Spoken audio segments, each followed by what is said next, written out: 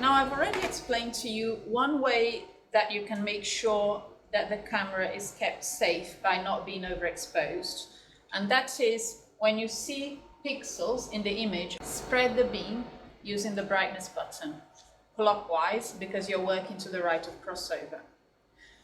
Now, this microscope has an interesting feature that's designed to also prevent overexposure of the camera, and that's the brightness magnification link. This bright mag link means that when you go from a lower mag to a higher mag, the microscope tries to keep that value of pixel intensity more or less the same. The bright mag link works very well up to a magnification of about 40,000. When you get to that magnification, you might find that you need a little bit more brightness. Now let me illustrate to you what I mean. Keep an eye on this value here, and I am now going to go up in magnification from 8,000 to 40,000. Keep an eye on how this pixel intensity value will change.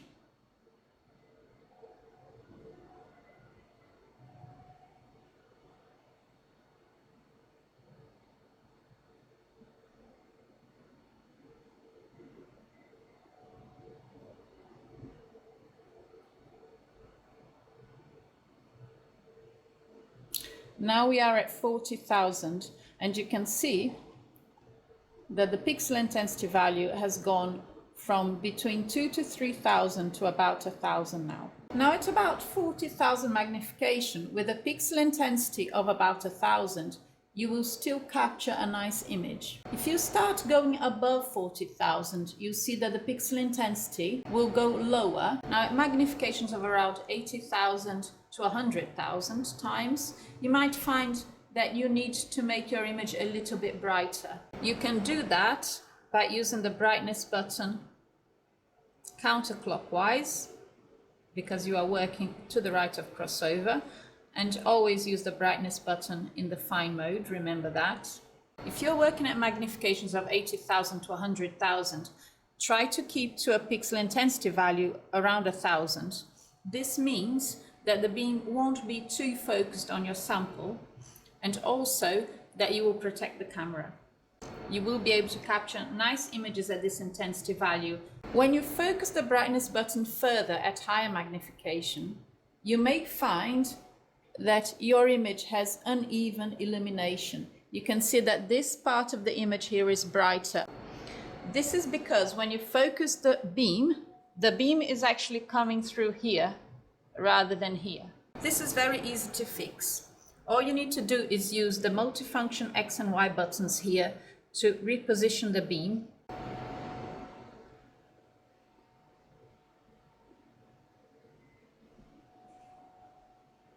Now the beam is back in the center and I have restored even illumination of the sample. So now that you have had to focus your beam to work at magnifications of say 80,000, 100,000, 120,000, that's when you risk overexposing the camera as you bring the magnification down. When you bring the magnification down from 180,000 and you have had to focus the beam, you first must spread the beam before you change the magnification.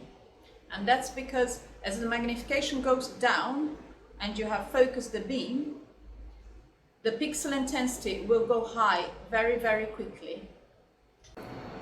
So it's extremely, extremely important to protect the camera that when you are working at high mags of 80,000, 100,000, and you want to go to lower mags, you first spread the beam clockwise using the brightness button, and then you bring the magnification down. You can do that in steps, so you can spread the beam a little bit, bring the magnification down a little bit, and so on, so that you safely go to a lower mag while protecting the camera from overexposure.